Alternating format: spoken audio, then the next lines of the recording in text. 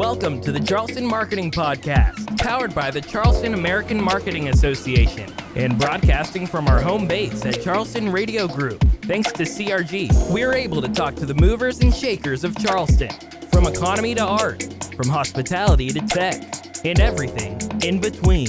These leaders have made a home here in the Lowcountry. They live here, they work here, they make change here. Why? Let's talk about it. Hello, and welcome to the Charleston Marketing Podcast, powered by the Charleston American Marketing Association. We're recording here at the Charleston Radio Group studios. Big supporters of CAMA. Got to give a shout out to Charleston's favorite DJ Jerry Feelsgood with the beats at the beginning, and thanks to all of our supporters. Mike Hampton here, president of Roombo Advertising, GoRoombo.com, and your director of membership experience. Oh, wait, I am now incoming president at this time. This is season 2. Yeah. Super geeked about season 2. Didn't think we'd be here so quickly, but it's been such a fun year. Time flies when you're having fun. And this is a new voice you hear, Kelly Morse. Kelly, introduce yourself, will you? Hello, I'm Kelly Morse. You usually see me behind the camera, but today I get to be in front of the camera. And I'm the Director of Digital Communications at Trident United Way and a part of the Charleston American Marketing Association. So we have with us here today David DJ Hampton. He is the President and CEO of Trident United Way. DJ joined Trident United Way in April of 2023. We'll share a little bit of his bio here. DJ, I hope you don't mind me talking about you at Just going to make here. me blush. It's all good. DJ has held critical leadership roles at some of the largest nonprofits in the U.S., including over 2 decades with the United Way Network, having personally developed over $50 million in planned gifts, led teams supporting over $1.2 billion in annual individual giving, and helped launch over $1 billion in initiatives and endowment campaigns. After United Way, DJ led development for the ALS Association and worked to increase system-wide revenue 40% over 3 years following the Ice Bucket Challenge. We all heard about that. Mm-hmm. He also served as the Senior Vice President of Market Leadership and Chief Development Officer for March of Dimes, where he drove transformation, grew $130 million in annual revenue, and led over 300 staff. Dang. Most recently, DJ founded and led Aloe Day Consulting, where he advised and supported a variety of nonprofits globally. DJ earned a master's in nonprofit management from Alfred University, a JD from the David A. Clark School of Law, and is a member of the DC Bar. Gonna keep going here. DJ met his wife, Allison, while both were working at a United Way in Birmingham, Alabama. Beautiful city. They share a passion for philanthropy and extensive United Way experience. In fact, they consider themselves a United Way family and often say that the United Way tagline, Live United, was the unofficial theme at their wedding as their nuptials made the slogan a reality. DJ, his wife, and their 2 so fun and so cute daughters relocated to the Tri-County area from Virginia. Look for him around town riding his Vespa or hosting movie night with his kids. Nice. Thank you for that Cover it introduction. all, DJ? Lord. Welcome. Yeah, welcome to the Pleasure conversation. to be here. Thank Thank you for DJ. having us, Mike. Oh my gosh. So talk about the wedding now. Wait a second. What did you guys live unite? Like what? Live United was a part of your wedding theme. We like, met. Is that at, what I read? Yeah, I we love met that. at United Way in Central Alabama. She was working in the nonprofit community. I was too. We worked at the same United Way. It's one of those classic.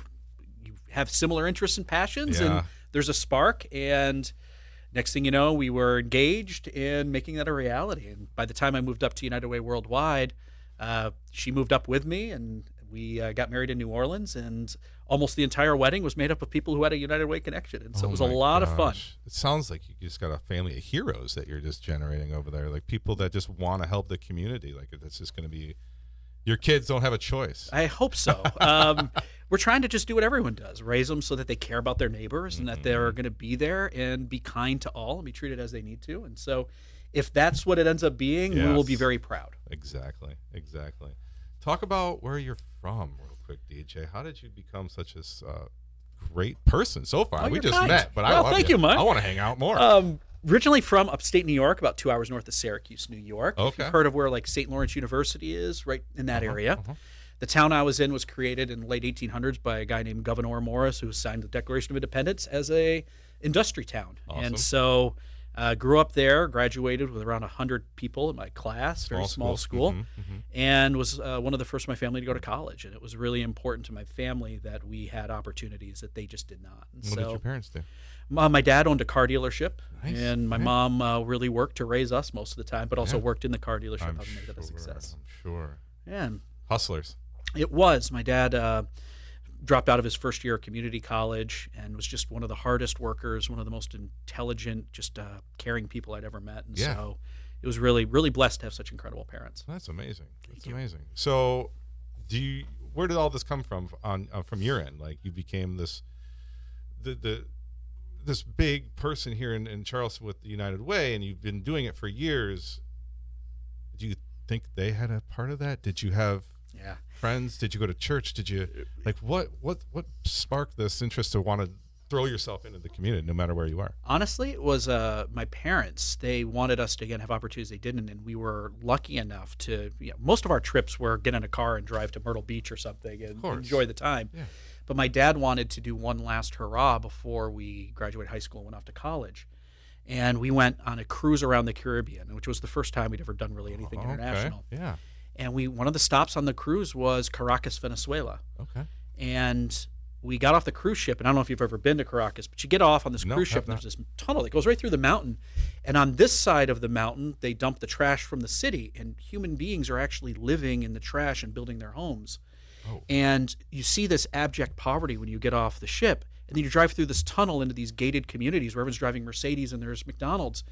And it really forced me to understand that how privileged our life was, but more important, how incredible it is that there are human beings that live such different lives within that close proximity. And originally the idea was, well, shoot, I saw that. I wanted to go work internationally, but then realized we have incredible wealth inequities here that just people aren't able to solve. And so, bingo. How old were you then? I was senior year of high school, so 16. So trying to figure out the path, and still lots of time to change that path. Yeah, and always dreamed of going to med school and being first in my family. That was really important to my parents. But after that, decided a career in nonprofit can make a much bigger difference. So that led me to the world of nonprofits. What was your first job in the nonprofit sector? I actually went and worked for my fraternity that I was a part of. They gave me incredible learnings that I wouldn't have had otherwise, and so I went and was a field representative with them for Sigma Alpha Mu. Okay, Jewish organization. I almost had goosebumps there. I was in a house too. Sigma Phi Epsilon. But we worked with the Sigma guys all the time. Sigma. But I got to travel across the country, see states I never would have, and just opened my eyes to that. And it was kind of fun living on couches for 3 or 4 weeks, and then having a week off somewhere where I could go and explore. And, wouldn't trade it for anything, but it was probably an incredibly lonely job. I was ready to end that. So. I've met that person. Yeah, I could imagine. Hopefully you liked them, depending on who they were. Not at all. No, I'm just kidding. I'm only joking. So how long did you do that for? 2 years. Kelly, jump in anytime too, please. Oh, no, I'm just enjoying. Completely this is great. Dissecting. After 2 years, ended up at United Way. There was a management development program from United Way Worldwide. And I was sent to Birmingham, Alabama to learn what they were doing there as one of 10 fellows from across the country, and just was really lucky. I went to a community that I got to see what happens when people actually care about each other and what that looks like. I had a boss who gave us opportunities we didn't deserve simply because they believed in me and the opportunity there. And I think that actually changed my life because I saw what United Way was, but more importantly, what the difference human beings coming together can make in a collective way. And you were 20... Would have been 24 or 23. Good Lord. So after grad school, it would have been 23. Yeah, it's 23. And it's been United Way ever since? Mostly United Way. I did do a couple stints outside of the United Way network. I went over to the ALS Association. That's right. Ice Bucket Challenge. And so you created the Ice Bucket Challenge? Oh, no. No one created that. What was interesting about that is the head of communication for Red Cross was working at ALS at that point. It was her next job. Okay. And she was smart enough to say, let this just go and get the hell out of the way. And let human beings shape it with their passions with each other. And that's really how it took off. It was an organization that was just smart enough not to try to put a stamp on it and just let it be organic. Awesome. And you couldn't create that if you tried. So, but somebody in a room somewhere that you knew said, we're going to pour ice over our heads with a bucket. Yes. And we're going to raise money for ALS. It actually started with a hockey player, and it was this informal thing where people were just joking around. But then two individuals in Boston who had recently been diagnosed with ALS viewed that as an opportunity to raise awareness for their new condition, and they added the fundraising component into it by challenging friends to do it, and it just took off from there. A professional hockey player picked it up. Do you remember who? Like what hockey player? I can't remember the hockey that's fine. player. Yeah. But that's how it all happened, and it was amazing. one of those just completely organic things. I love hockey too. Yeah. Hockey's so cool. And the people who play hockey are so passionate too. My best friend played. Now he's a scout for the Islanders, but there's just the passion behind hockey players. There's a whole other animal, I feel like. Anyways, what a fun little story that is. I didn't know that the hockey players. Where were they? Boston. In Boston. Shout out to Boston. Sorry, I got to give Uh-oh. shout out to the place I used to live. Yeah, she's wearing the green too. Yep. All in Boston. And then the baseball team got involved because one of the two individuals was a former baseball player, and so it went from there. We're gonna pour a bucket of ice all over. Yeah. And it went around the country. It did. Or internationally, probably. It really even, did. I'm sure. I think I did it. Did you do it, Kelly? I don't know if I did it. I did get okay. challenged several times, so I think I might have been the one making the donations for that. Yeah, I came on at the tail end, and it was just fun to see that much energy around a disease that affects 30,000 people a year.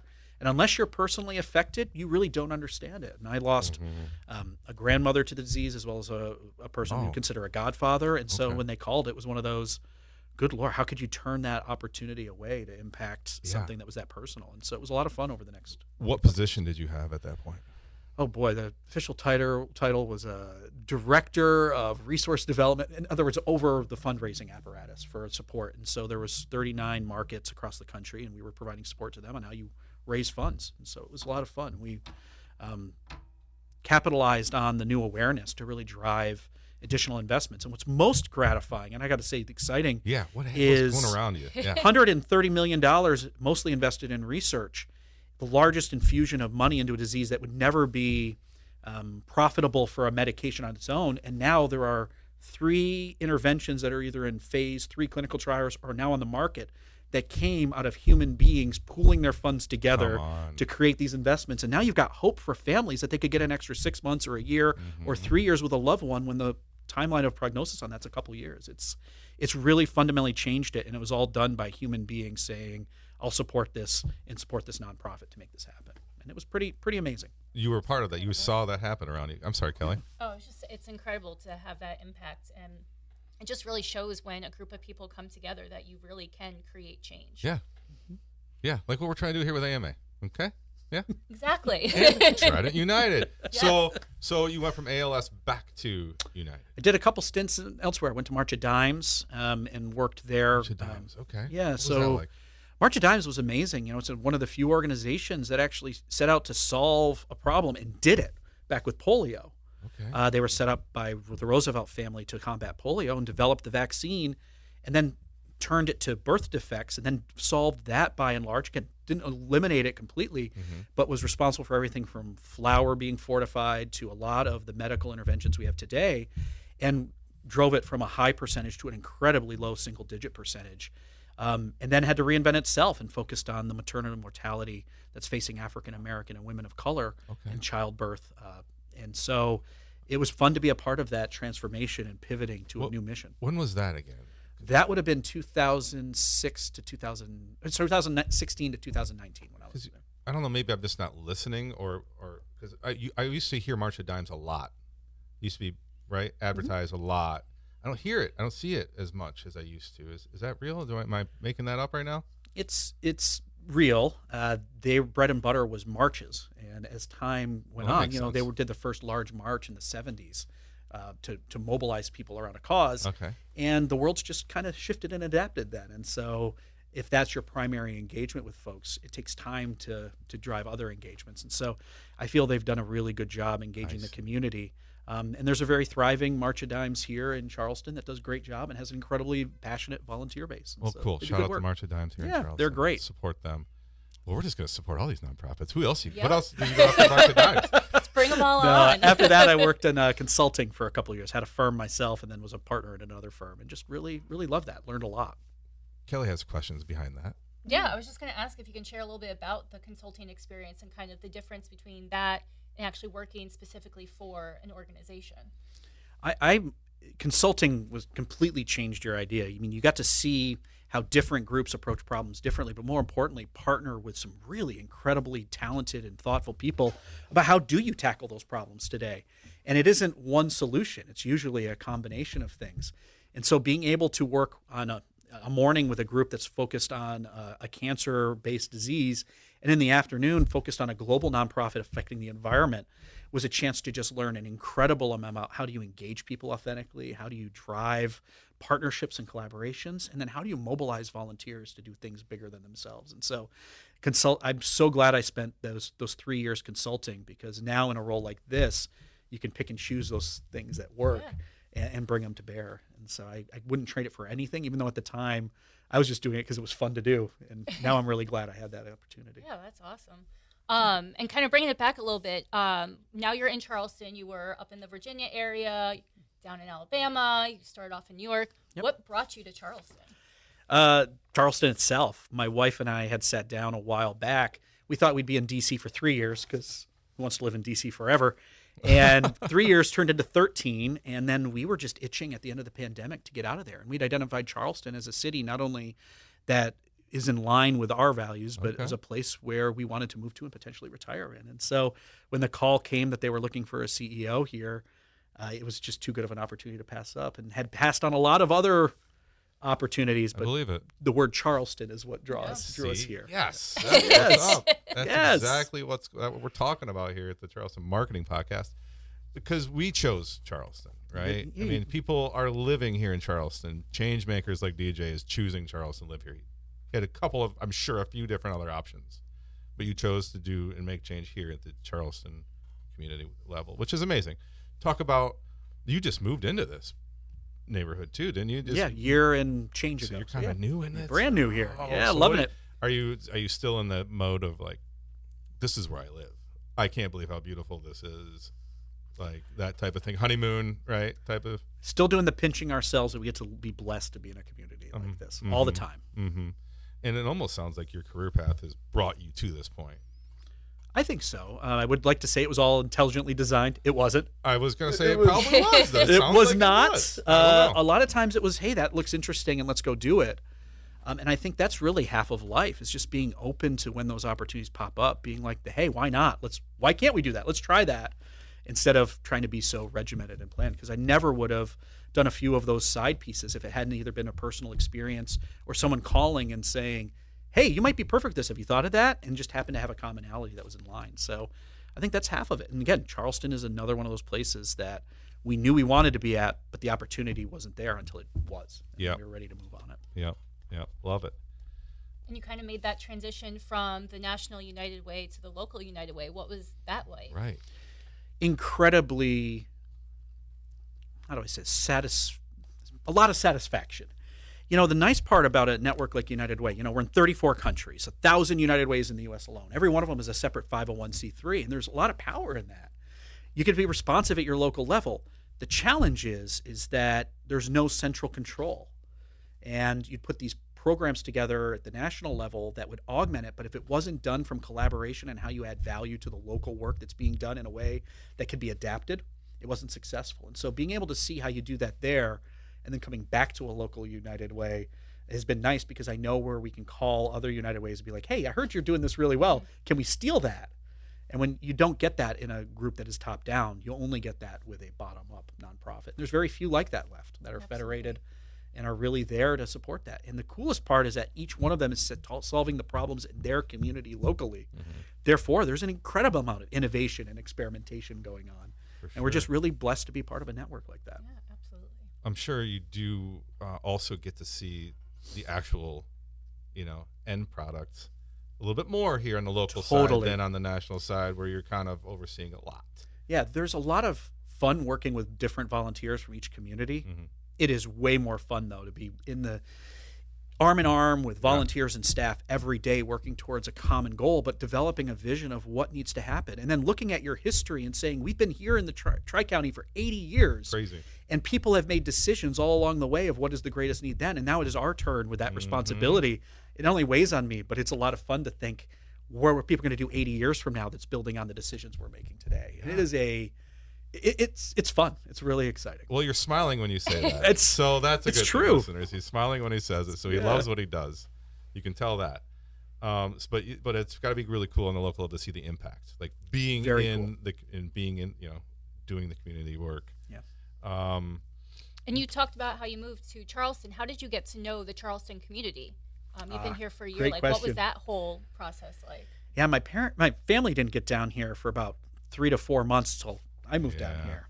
And so got to throw myself into the job. But what was really interesting is we really made it a point in the first 3 months to do a listening tour, essentially, to sit down with several hundred nonprofit leaders, business people, community citizens, folks who are using services, but also just people who care, and ask similar questions and listen. And getting a chance to do that just opened my eyes to where there's possibility, but more importantly, the importance of relationships here. And I would say, had we not done that, we probably wouldn't be able to kind of meet with folks and be like, how do we work together? Like, without egos, let's take that out. How do we partner and do this? Because at the end of the day, there are families who need help. And how do we all work together to make that happen? What did you find out in your listening sessions? What I heard was that this community has had blessings in many, many, many ways for individuals over a very long period of time. But there are some who the blessings have not been as forthcoming for. Some of it's systemic. Some of it is due to the way Charleston's evolved. But you have incredible wealth and incredible opportunity for many, as well as pockets where individuals are struggling and needing assistance. And that's really what I heard loud and clear. People were aware of it, but there wasn't any one set of numbers or metrics. It was just a feeling of, we have thrived and have been moving forward, but it hasn't been for everybody. And I just heard that loud and clear. Yeah, I'm a firm believer of you're as strong as your weakest link. So how can we make that weak link stronger? And so what did you see done before you for this community, and what are you doing in the now for it and then the future? It's a great question. When we were founded 80 years ago, there's the community in war chest. If you ever play Monopoly, the little community chest, that was United Ways, and it was the largest nonprofit in the world, founded in 1887, and was the first nonprofit in the U.S. And the real purpose of it was to come together to support families that were struggling. We were founded 80 years ago around the war effort here. We have over time adapted, but what has always come back to is that through line of families. Whether it was in 1887 in Denver or here starting 80 years ago this year, we've always been there for families. And that looks different over time. You know, in the 70s, it was all about supporting a basket of nonprofits who were uplifting families. In the 80s, it was about targeted investments. Now, today, with the acceleration that's happened in the last 30 years and change, we're really stepping back and saying, where is our greatest role? What I can tell you is our greatest role is working with hundreds of other nonprofits, business leaders, government, to make big things happen for families. And how we're going to do that is part of what we're looking at right now, just like we did in 91 and when we were founded. We're stepping back and saying, how do we become incredibly relevant, but more important, how do we help families where they are today? And to me, that is probably the most exciting thing that we're up to right now. Heck yeah, it is. So what do you think? What are you going to do? I heard something called Game Changers. Can you? Yeah. So those are the Changemaker grants. Changemakers? Changemaker grants. Yeah. Historically, since the 90s, United Way has given out gifts to grants to nonprofits to do their work. Yeah. Well, we took that muscle and we said, how do we make those even more targeted, knowing the challenges today are different than 10 years ago and 20 years ago. And so we identified 4 issues in the community, and we each quarter rolled out a new grant that targeted that specific issue and any nonprofit that was working on it to uplift their work and make it even more relevant. And it ranged from capacity building, where tell us what's in the way of your mission. Yeah, okay. And here's a grant without a whole lot of strings attached. Go make it happen. And those grants just don't exist right now. Yeah, especially without those strings. Yeah, all the way to... What would a string look like? What would it be a string? A string would from be, a nonprofit. You are giving these grants out to families, and here's 12 requirements for when they can receive the grant, and therefore you can't use any of it towards overhead. Sure. And so having a no strings attached grant where just tell us what you're doing, and 6 months later tell us that you did what you said you were going to do with it. Okay. And that is... We'll follow up. Really it. Yeah. And, they have to meet basic criteria, be a 501c3 and file their tax documents. But beyond that, it's really who's doing the best and most innovative work out there. And that's a shift for us. The most recent one was around the housing crisis. That's right now we have the highest eviction rates in the country. I'll say that again. I was reading that. The highest eviction rates in the country is in the 29405, 29406 zip codes. And so we did targeted grants, and we 2 incredible community partners who are working to help families stay in their homes so their kids can stay stable and learn, and that they can continue to build wealth. And they're doing great work. And so we're just giving them money to fuel that and do even more of it. Okay. Well, eventually the money runs out. It does. And people still get evicted.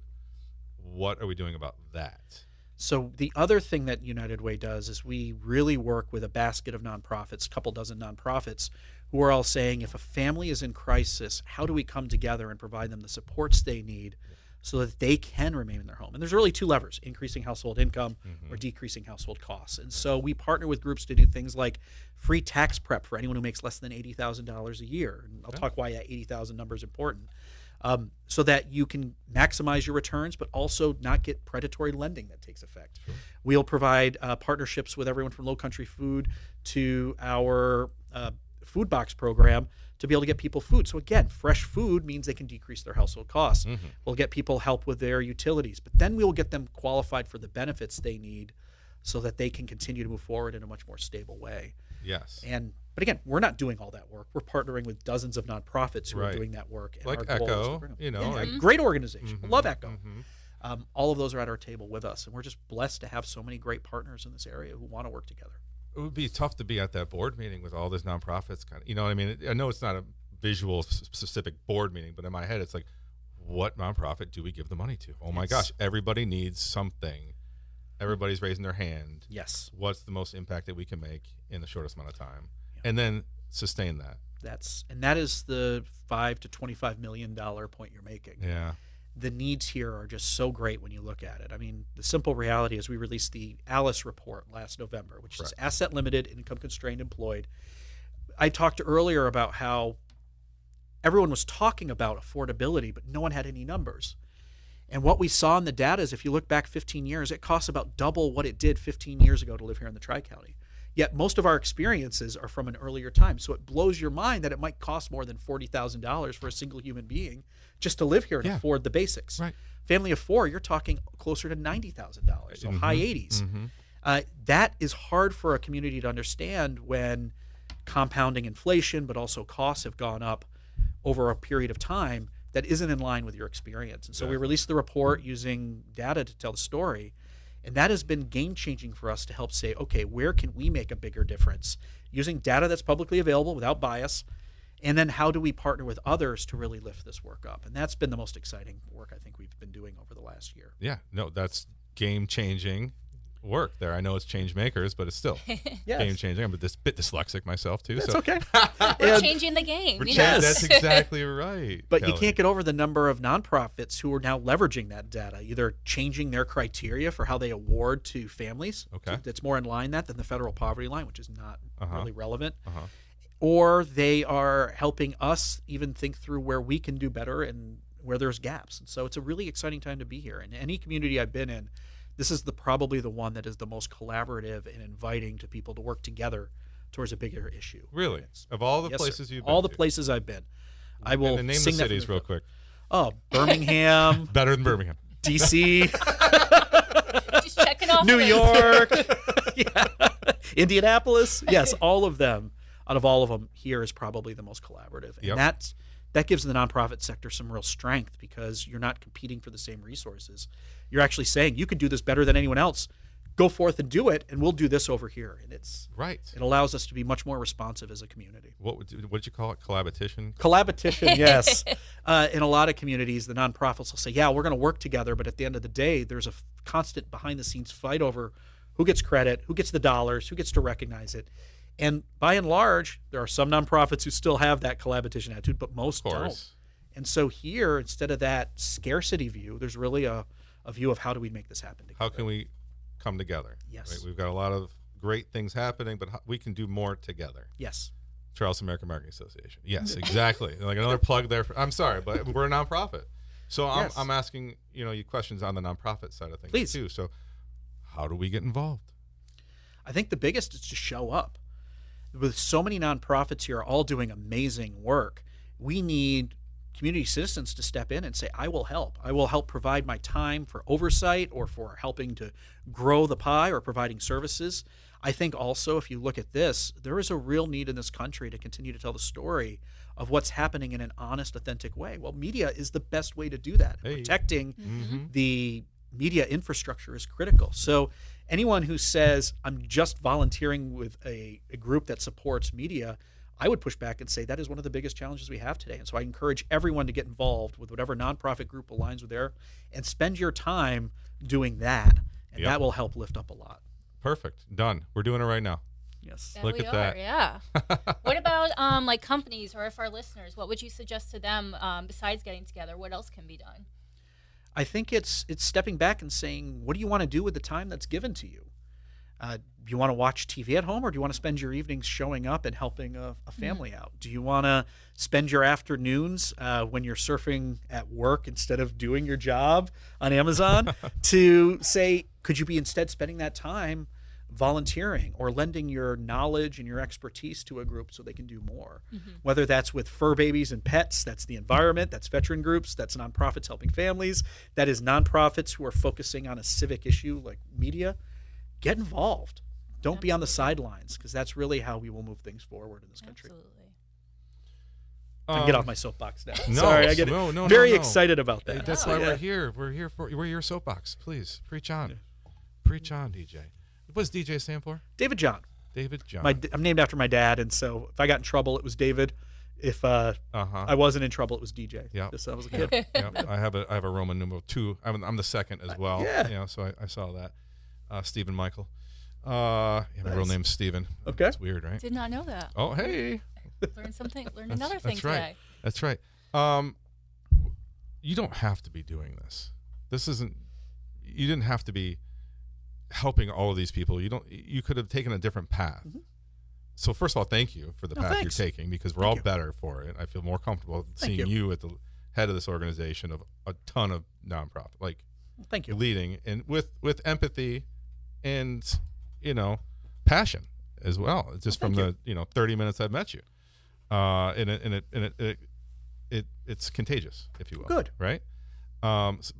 Kelly is doing a great job, isn't she? She's amazing. I can't believe how good you're doing right now. Like, all of a sudden, this announcer voice turned on, and I'm like, put a microphone in people's faces, and this is amazing. She did a great job. And DJ will tell you, I don't normally like to be in front of the camera or anything at all I when we forgot take about pictures with groups and stuff. Do we have any photos of you at the office that actually include you? Maybe one or two floating around. I gotta fix that. So Eva's taking care of us. Thank you, Eva. Exactly. She's behind the camera normally. Exactly. That's I forgot to open that up in the beginning. Like, Kelly is usually taking pictures and making sure the video is good and make sure all that's on point. But now you push yourself out here and you're just crushing it. Thank you. Thank you. Good work. You. Of course. DJ, talk about Alice. Sure. How does somebody get involved with Alice if a listener knows somebody or a listener needs help? A lot of people, some of our peers need help. You don't know it. You can't just look at somebody and say, oh, that person needs help, because... Yeah, and what you're bringing up is one of the biggest challenges we have. This traditional notion of what struggling people look like financially is just very outdated. What we see here is because costs have gone up faster than wages, and wages are up, don't get me wrong, but costs, especially in the last 5 years, have gone up faster. You have many families who are working single, multiple jobs, doing all of the things, paying a high level of taxes, showing up every day, working hard, yet can't make ends meet because of just the way the costs are. And so you've got nonprofits who are really saying, how do we fix that? They're also partnering with chambers, city government, and other elected officials to say this can't be the way we are moving forward if we want a thriving Charleston 15 years from now. And so, we are looking at a number of things that would go into a household budget. We're looking at things like daycare. We're looking at household pay. But again, wages alone won't solve it. We're looking at how we partner with businesses around their benefits. We are launching funds that would help remove barriers to employment so people can get that job, even though they might not have, and I'm making a point that they might not have the steel-toed boots today, and they don't have the $500 to afford the steel-toed boots.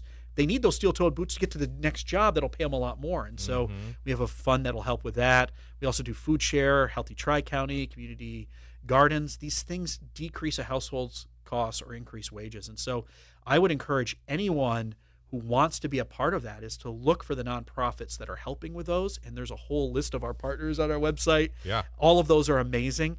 Get involved with one of them. And if you're interested in volunteering, we're happy to connect you. Or if you're interested in being part of their boards, we're more than happy to make that introductions also. Oh, really? Yes. Oh, that's cool. I didn't realize that. Yeah, we do trainings for community leaders who want to be on a board. The biggest challenge is you join a board and what the hell do you do? Like, how do you look at a budget sheet? How do you know what a mission is? What are your fiduciary obligations? And so we actually have trainings in partnership with the chamber where we train civic leaders on how to be a member of a board and make a big difference. Which chamber? Charleston. Charleston Metro? Yes.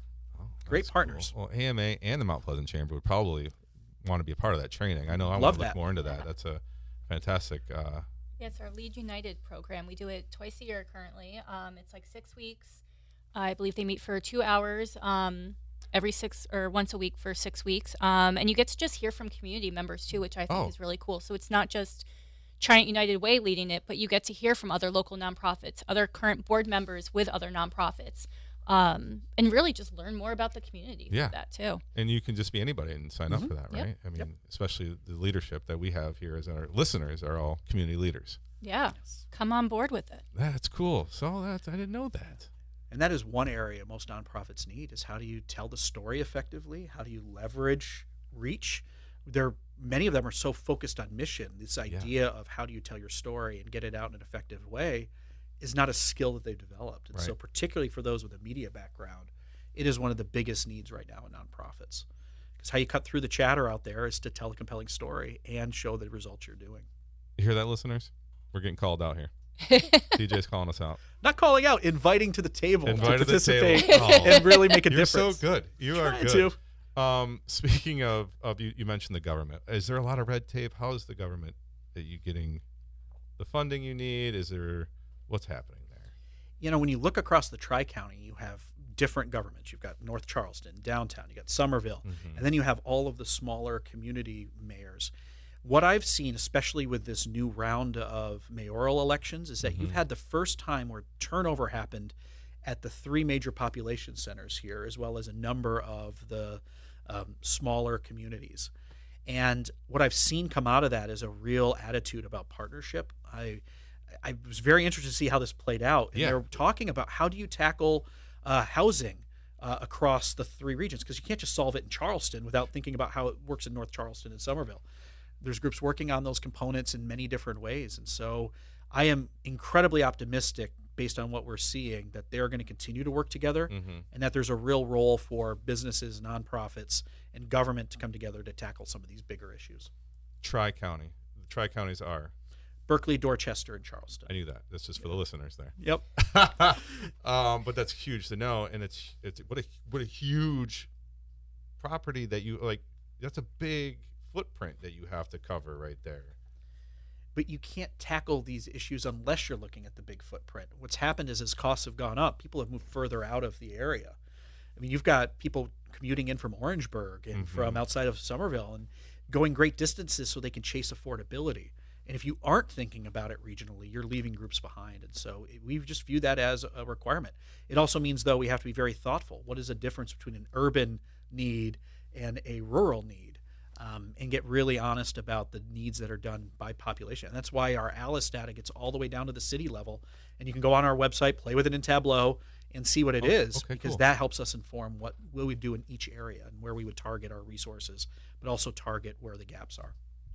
My mind's blown, DJ. DJ for president. How about that? How about I am happy in my job, but thank you. Wouldn't want that job on anybody. Look to the future, man. We need you. We need you. We need leaders like yourself and more of you. And kind of talking about the future, what do you see for the future of our Tri-County and Trident United Way? Yeah, I think this affordability piece is really going to drive not only employers to start thinking differently about the work, but it's also forcing us to think through how we as a community come together around it. And we are exploring Trident United Way, like I talked to other CEOs of nonprofits. We're all in the same boat. We're exploring how we become the most meaningful today based on the challenges. And you have things like food, the Low Country Food Bank. They're geo-mapping down to the street level where pockets of needs are, so they can figure out where does their next rounds of investment happen? Awesome. You see the community foundation putting resources in collaborations that only happen but for funders coming to the table and forcing that work. You just see a really vibrant and excited community where people want to make it work together. And I think it's going to take us having honest conversations today about what does the community look like 15, 20 years from now, so that we can all think through what are the things we need to be doing so that we don't get in a place where Austin or other really exciting places to live are today, where had they thought about this 15 years ago, they would be in a much different place. Mm-hmm. Instead, the high costs have prevented the community that built the community from fully participating. And we have an opportunity to do that. It's just going to take some tough decisions and leadership. And I feel between the elected officials, the chambers, and other groups that we're really in a spot where those dialogues can happen. Awesome. That's great to hear, DJ, especially on the government side, that everybody's at the table and they're listening, they're hearing, and everybody wants to collaborate. Oh, it makes my heart feel good. All warm and fuzzy. I know. This entire interview. Thanks again, DJ, for everything. Thank you. Is there anything else that's on your heart that you can just let our listeners know how they can get in touch, what they can do? Yeah, I would say usually the number one thing I get is, okay, we all know Alice. Some of us are Alice or have been Alice. What do I do to support my neighbors or my colleagues or others who I know are working hard yet are right now struggling to make ends meet in this high cost environment? Because either they make below the Alice threshold or they've got additional things like student loans and others that are on top of that budget that makes it really difficult to live here. And so if you or anyone you know are Alice, call 211. We manage that call line statewide as a United Way network. It allows us to connect people directly with the services that they need in order to make ends meet so that they can thrive. We also have resource connection centers people can visit in Berkeley and Dorchester County. And if you are looking to support your neighbors as an employer, we are more than happy to help you think through the benefits and HR policies that can really help. So for example, Volvo, they realized that childcare stipends were needed for their workers. And so they actually provide childcare stipends so that those families can have less expense and they can show up at work fully. And so it's thinking through things like that not only attract candidates, but can keep employees you have that don't require an increase in wages, that I think is where we can also have a lot of dialogue. And so if you're a nonprofit, reach out to us. If you're interested in getting plugged into a nonprofit, reach out to us. If you want to learn more about Alice or advocate for change, reach out. We'd be happy to do that. And we're just really grateful for the role that the listeners here have in our community. Storytelling means something these days. And what better group to tell the stories than this who are listening. And so thank you for what you're doing, Mike. Thank you, Kelly, for your role here. And thank you to this entire association for that. Well, yeah, thanks, DJ. I want to give a shout out to your marketing team. They're wonderful. Thank you. We try very hard. It's really, being able to work alongside DJ and just really supporting the mission of helping our community.